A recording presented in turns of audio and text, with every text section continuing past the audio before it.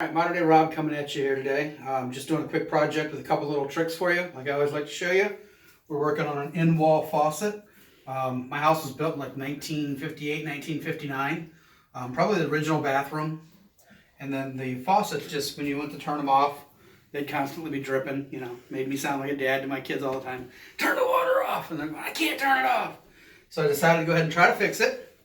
Did some research, figured some things out. Did the hot side already, so I'm going to run through the cold side so you guys get the tips and tricks and not all the hassle that I had. First thing I got to do is remove the handle.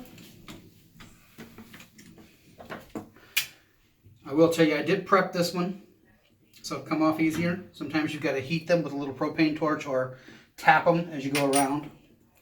Then I was curious, wow, how does this piece come off? You just grab it, lefty-loosey. Trim work, and then you can see the faucet here. Here's the new one. Here's what the old one looks like. You go, how do I get that out of the wall?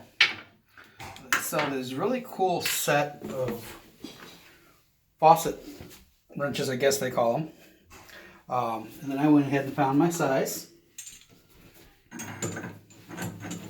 So it just goes in there and grabs it. I like to kind of set it up like this, and then grab a wrench for torque.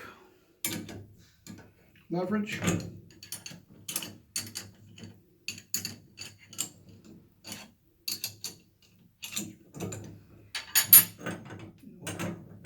Use that tightening a lot of times with this, and I'm just going to try to, there we go, popped it.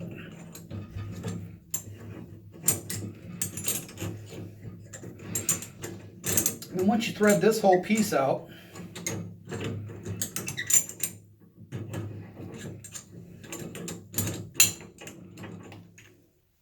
yours is in good shape, and you can find them. You can generally replace just this washer right here. And then there's some bushings in here, and you gotta like get this special packing to go in here. I've rebuilt these washers a couple times and said, you know what, I'm done. I'm just gonna go ahead and replace them this round. When you buy them in the kit, you'll see that you get the faucet, and then you get this goofy little piece right here. It's got an Allen key inside of it. Once that's in the wall, that's actually what seals against turning your water off. Well, you gotta get a nice long Allen key. I used this to find the size. And then you put it in the wall, find your hole.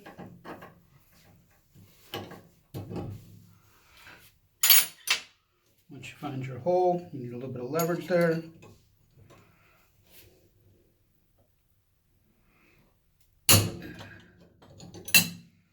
Pop that off.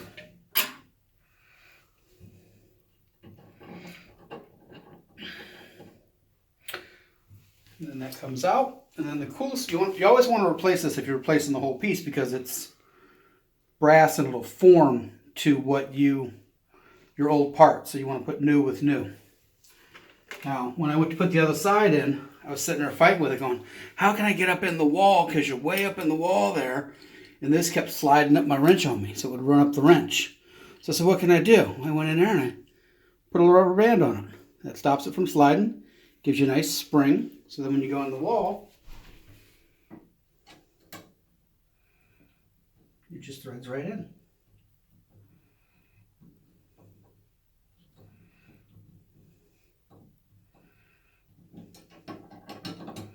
And then once again, you just want to make sure it's good and snug in there.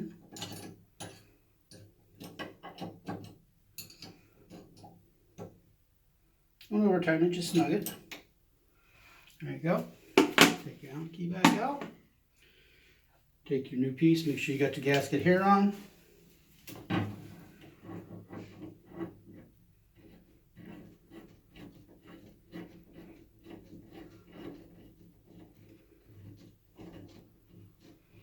Get it started real well.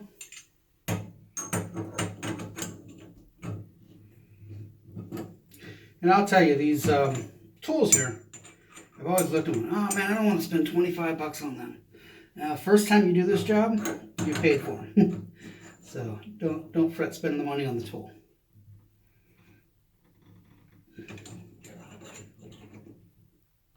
Nice and snug. take my piece here.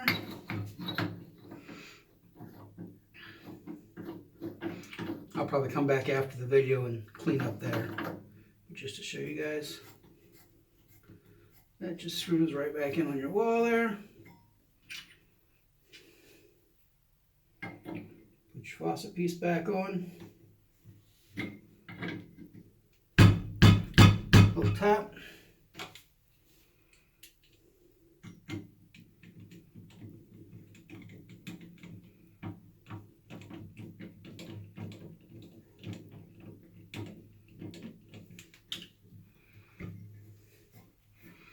There you go. Faucet works nice and smooth. Once again, I have to turn the water on to test it from there. But that's the tips and tricks on it. Another tip and trick video from Modern Day Rob. Have a great day.